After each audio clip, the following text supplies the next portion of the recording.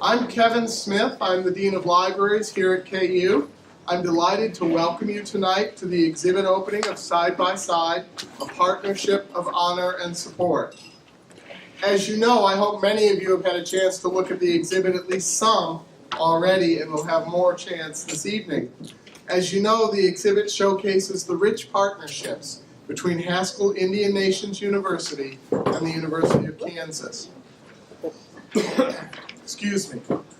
I was talking to Professor George Wilson today at a meeting earlier, and he was saying how the amazing thing about these exhibits, when you really think about it, is the process that goes into putting them together. And one of the privileges of being the Dean of Libraries and working with the people who put these exhibits together is to understand the deep intellectual work that goes into putting together these exhibits. And I'm also struck by the deep thought with the exhibits here in the Harricombe Gallery that goes into the naming of the exhibits. Perhaps some of you, at least, were at our last exhibit about the way that the University of Kansas and Kansans in general responded to the Vietnam War, where the two words that were chosen were resist and respect. And I thought that was a really nice juxtaposition. And I feel the same way about the title of this exhibit, honor and support. I think those are really important words. And as you look at the exhibit and as you listen to the speakers tonight, I invite you to reflect on the ideas of honor and support. I hope these words will exemplify the relationship between Haskell and KU. And I hope tonight you'll have a chance to celebrate that spirit of cooperation, or the twin pillars of honor and support shared between our two institutions. We at the KU Libraries are excited and honored to celebrate this partnership, both its history and its future. I want to start by thanking Kelly Spavin and Connor Mulkey, who put in a lot of hard work to bring this exhibit together. Are they hiding? Okay.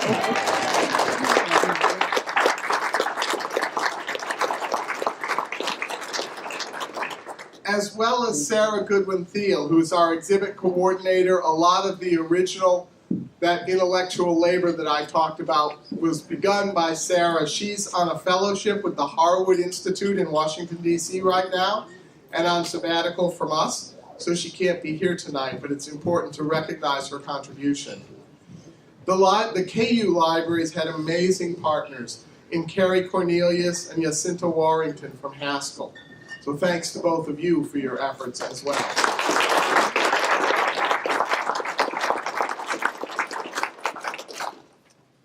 I want to also thank all of the leads who designed cases for the exhibit advisory board, and our supporters from the Office of Communications and Advancement. You've seen them running around making sure everything works smoothly, as they always do.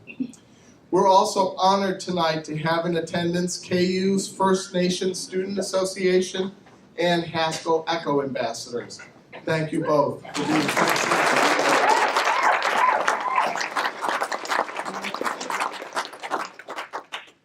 So it's my pleasure now to introduce the Chancellor of the University of Kansas, Dr. Doug Gerard. We're delighted to have him with us tonight. I'm going to introduce you first.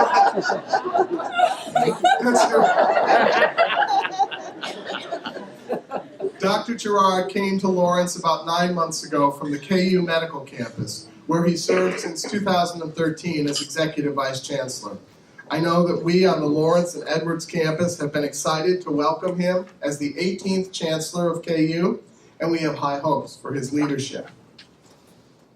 Chancellor Gerard has spoken at and provided support for several library activities since he's come to Lawrence, and we're very grateful for his presence here to introduce our featured speaker. So, Dr. Gerard.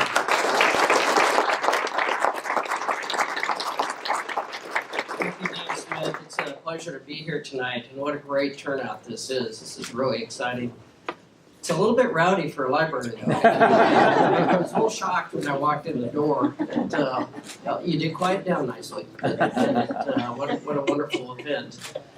You know, I've been in this region for almost 24 years, and I certainly was very familiar with Haskell Indian Nations University, and I knew that we had collaborative efforts between them. I really, to be honest with you, still don't fully appreciate the depth and breadth of those, so I really look forward to both the exhibit and to hear about this more tonight. But I think it's just wonderful that we have so many things that pull us together, certainly our mission around education, around service to our populations, and we are co-located. It's only natural that we should collaborate and help each other learn. And we have tremendous wealth of knowledge and expertise on both our campuses, and that we both are enriched by, I think, that collaboration. And so yeah, it's wonderful to see that displayed here tonight and to hear more about that this evening.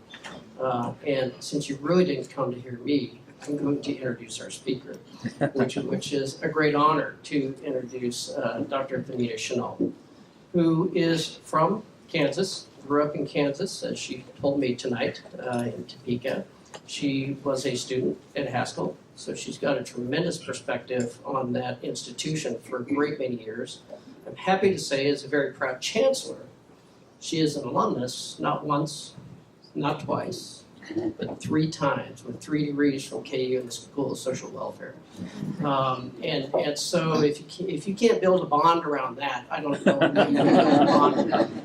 But she has really worked herself up through the ranks at Haskell, having served on the faculty, served as the vice president for academics for quite a number of years, before about 5 years ago stepping into this role as president, and has really helped shape the future of both our institutions, quite frankly. So it is a great honor to introduce to you a KU alumnus and the president of Haskell Indian Nations University, Dr. Venida Chenault.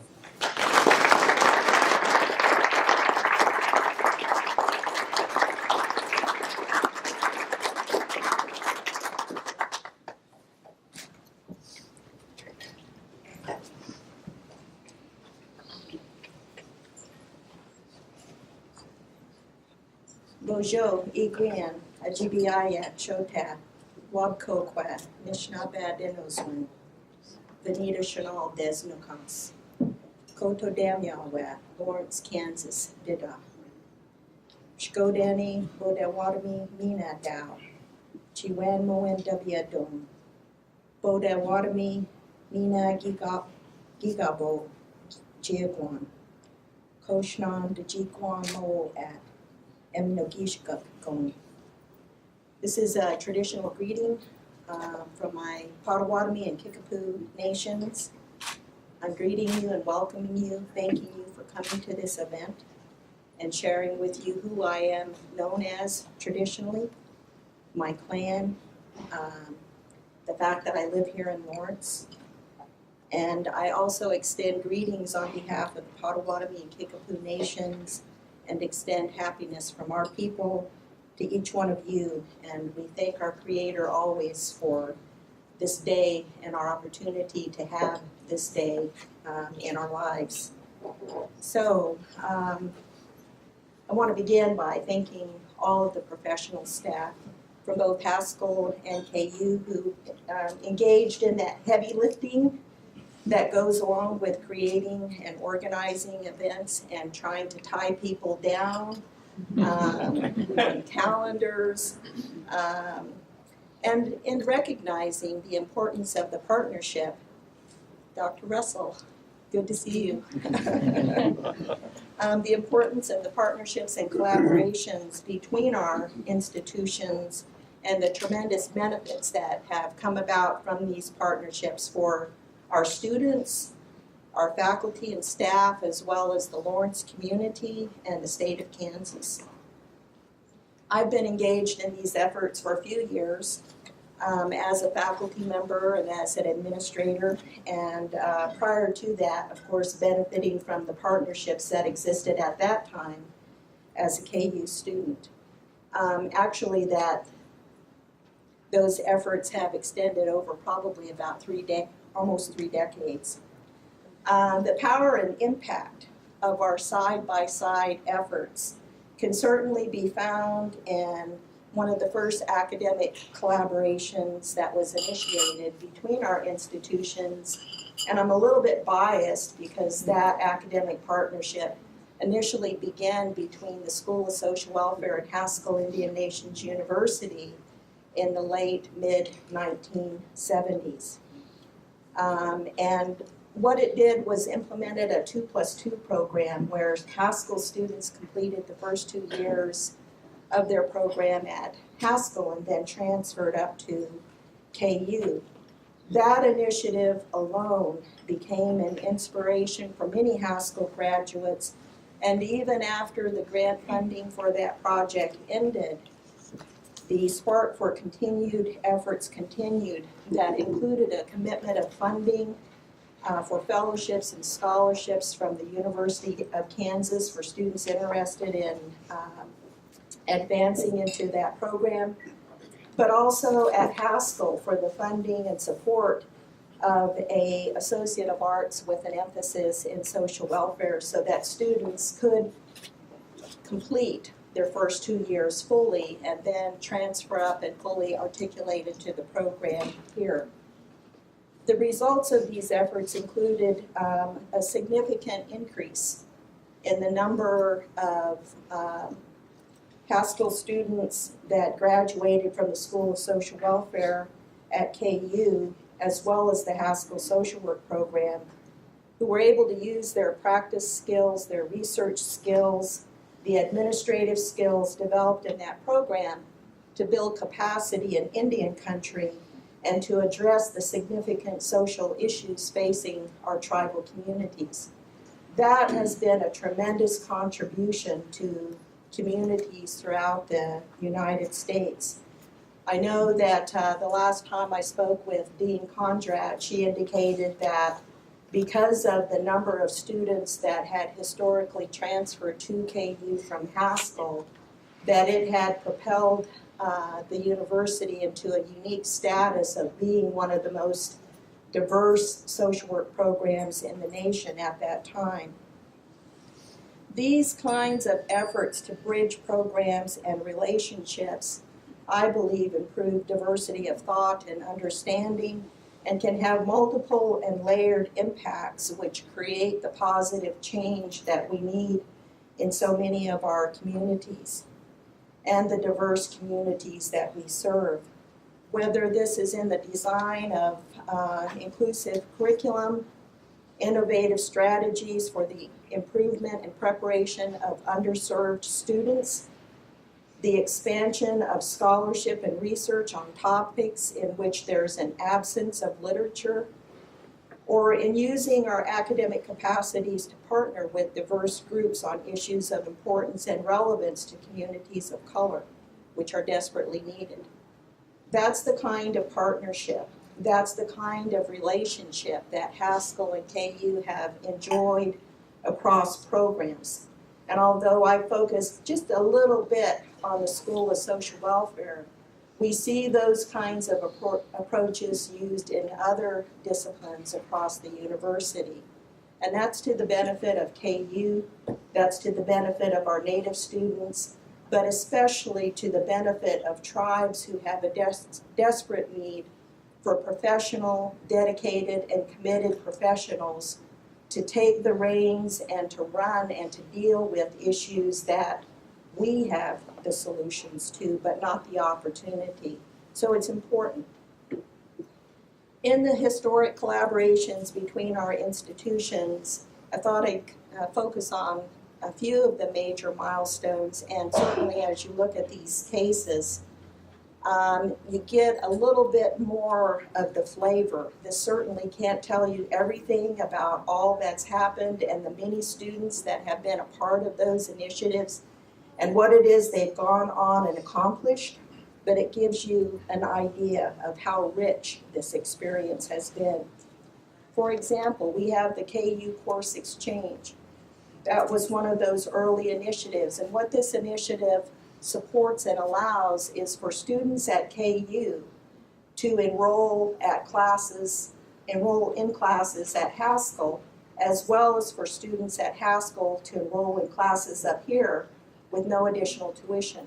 And so, for example, we have Dr. Dan Wildcat, who We pulled from faculty ranks into the administrative ranks, frankly, kicking and screaming all the way because of his love for teaching. But he offers a very different take on Western civilization. And within our curriculum and throughout our curriculum, one of the things that's very unique and different is embedded the experience, the voices, the experience, and the history of tribal peoples. So whether you're talking history, whether you're talking literature, whether you're talking sociology, social work, you're not going to have an experience where tribal people are invisible. So the course exchange allows students to hear not only about Socrates, but to hear about the Haudenosaunee teachings and principles and scholars within our own communities. And so students have wanted to take that kind of a Western Civ approach. We established early on an MOU that defined our relationship and addressed a wide range of issues related to how we would work with one another and how we would use meetings to improve planning that, when left unchecked, have created difficulties in order to support not only the interests of KU, but also those of Haskell. Programs like, there's a case over here on the Bridge and 500 Nations program, have significantly increased the number of opportunities for students to not only enter STEM fields, but to be mentored by a faculty person working in their area of interest each summer. And those kinds of opportunities are critical to engaging students that really want to understand the relationship between the knowledge and the realities of the experiences that are occurring in our communities, whether it's in environmental science or other fields. So this program has expanded opportunities for Haskell students. And to date, I believe that we've got at least 2 students that have come through these programs, and somebody can tell me more. But I think that we've had at least a couple of students that came through the program and have now completed their docs. So increasing those kinds of opportunities for students in specific fields benefits all of us, whether it's our institutions or the communities or this shared globe that's limited in what it can do for us. And we all recognize that the challenges that we face in the future are going to require the solution of one person, one group, but we're all going to have to figure out how do we solve the issues that confront us. The Haskell Social Work Program has generated hundreds of associates, graduates who transferred to and have now completed bachelor's and master's degrees at KU and other institutions. We're now seeing, and I'm very proud to see, the first generation of PhD students who began at Haskell and completed programs who completed doctorate programs at KU and other institutions. Over the history of these partnerships, faculty from KU and Haskell have partnered on important initiatives, including the design of the Indigenous Studies curriculum in the master's program here at KU to complement the work that was already underway at Haskell in the design of a bachelor's program in Indigenous and American Indian Studies. KU at that point in time became a powerhouse of premier tribal scholars, including folks like Rob Porter, Michael Yellowbird, Cornell Pee Wee Wardy, Lucy Tapahanso, and Ann Calhoun. This type of collaboration is important for many reasons, but certainly increasing the number of KU tribal faculty helped Haskell because each one of those faculty also took on an additional course on an overload basis and offered the course on the Haskell campus and invited students from KU to come to Haskell and to experience Haskell from the classroom. And again, those kind of culturally rich experiences really can't be replicated without that level of partnering. I think, wonderful kinds of things. We've had over the, I think, almost 4 decades of partnering. We've had faculty and professional staff who've collaborated on events like this, as well as national conferences that evidence the commitment of KU to the interests and needs of diverse communities. And that's important. You want to be able to establish yourself as a university that's, not only inclusive and diverse in words, but more importantly in actions.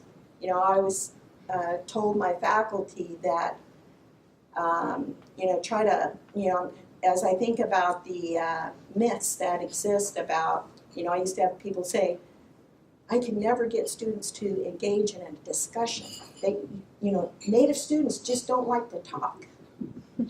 And, sharing with them things like, one of the most critical things you can do when you're working with whether it's tribal students or other diverse cultures and communities, before any work can proceed, you have to develop a relationship.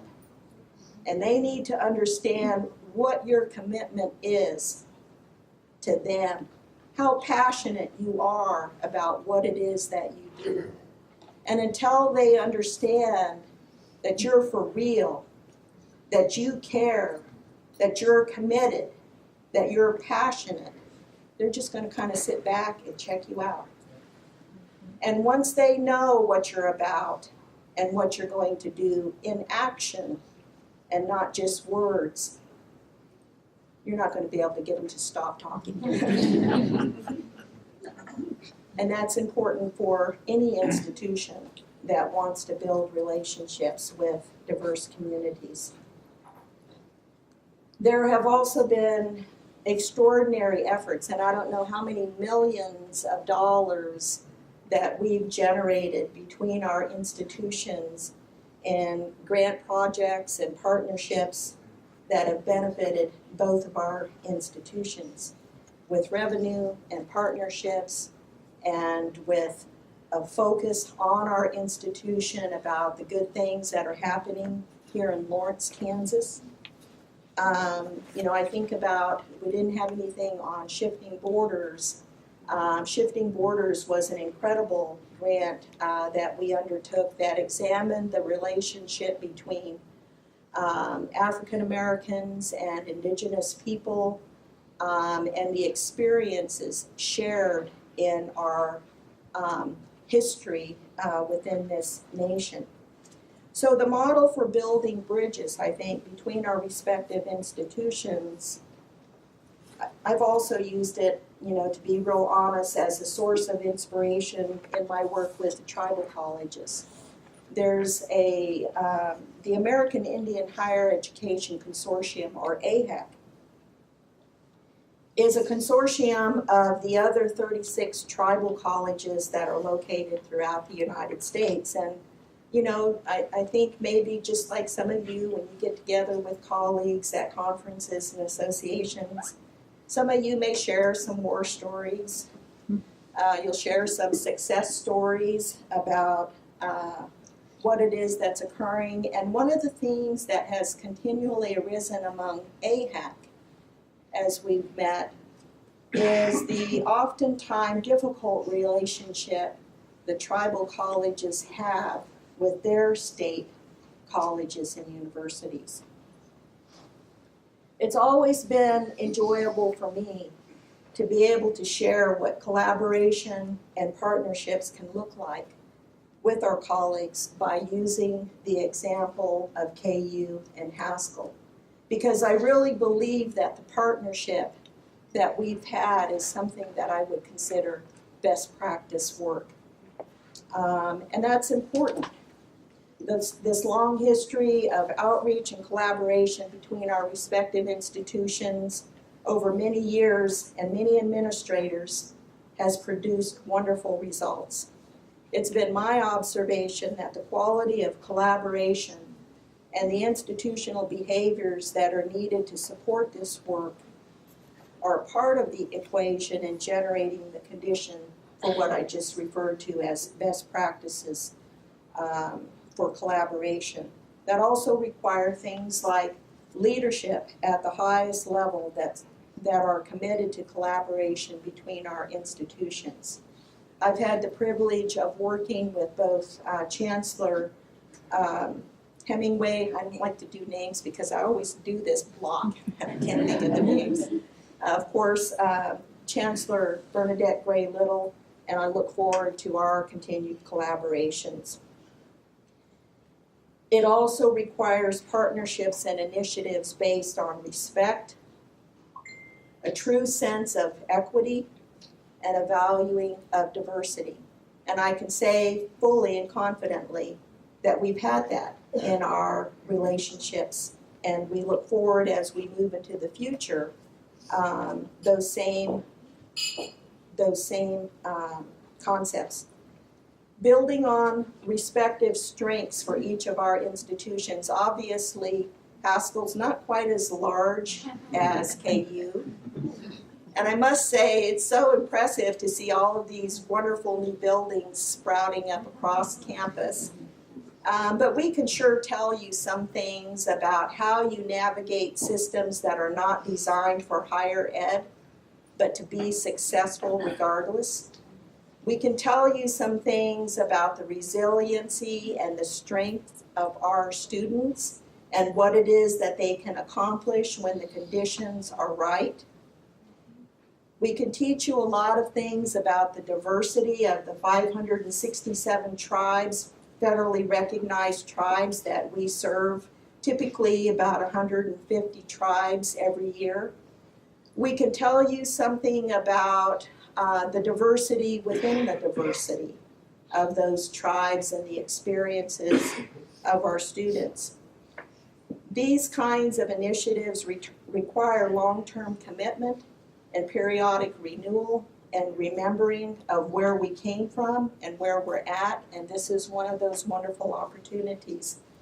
So in closing, I just want to thank you for your support of the library. This was one of my favorite places, and it's so different. It's so different. I can remember being over on that side going through 5,000 abstracts trying to find a single article that addressed the issue of violence and abuse against Indigenous women. And when I couldn't find a single abstract and went back to my professor, she said, "No, you've got to look again. There's got to be something." I found two from Canada.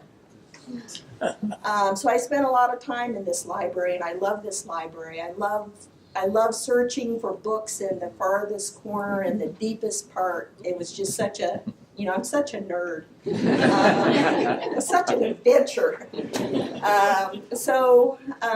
I'm thrilled to be back here. Thank you for your support of the University of Kansas, your support of our students, the scholarships, and of Haskell Indian Nations University.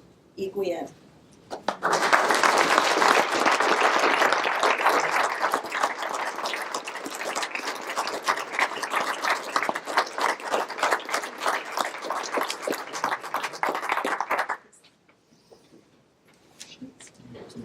Yeah. Do we have questions? It's a good point. Going once? What is the population of the students at Haskell today? We just had our 20th day count, and we've got 705 students this semester. Yeah. So, and again, from throughout the United States. Once, twice, sold.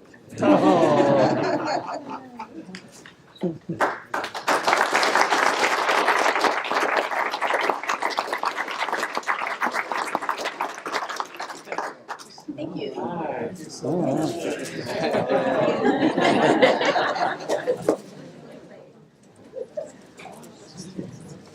Thank you, Dr. Chenault, for those thoughtful remarks. You've given us a lot to think about. Your reflections on your time in the library remind me of two things. First, when you can't find the article, ask a librarian. Yes. They have to The exist. staff is so, and secondly, libraries are still a place of adventure, and I appreciate you using that word because the adventures that you can find in our stacks, the intellectual adventures, and also sort of the location adventures are significant. So we really appreciate that. I do want to take a moment to encourage all of you to attend the Native Voices exhibit that will be opening at Haskell, I think on March 29th. This is an NIH exhibit, and the libraries were pleased to partner with Haskell in order to bring it to Lawrence. It will be on display at Haskell. It is about Native people's conceptions of health and illness. So it should be very fascinating. It's an interactive exhibit. I encourage you to get a chance to go. The other thing, and you're talking about searching for articles on the abuse of Native women. The first gallery lecture series, we have lectures associated with the exhibits each time. Our first gallery lecture series will feature Professor Sarah Deer of the University of Kansas, whose topic is Resilience and Resistance, Native Women Confront Sexual Violence. I have heard Dr. Deer talk on this subject before, and it is amazing. Thank you to all of our guests, to Dr. Gerard for being here, Dr. Chenault for your remarks, and thank you all for being here this evening. I hope you will have yes. I have a student who wants to announce something just Oh. briefly. Absolutely.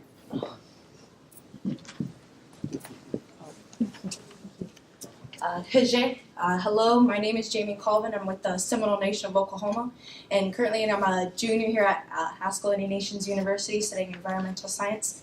I'm with the Haskell Tribal Eco Ambassadors over our table over here, and just want to invite you out and come to our Wetland Restoration Day. That's going to be April 14th. We're going to be doing a lot of activities here that's really going to be looking towards the history and the importance of those wetlands to Haskell and to the Lawrence community. So, Maro, thank you.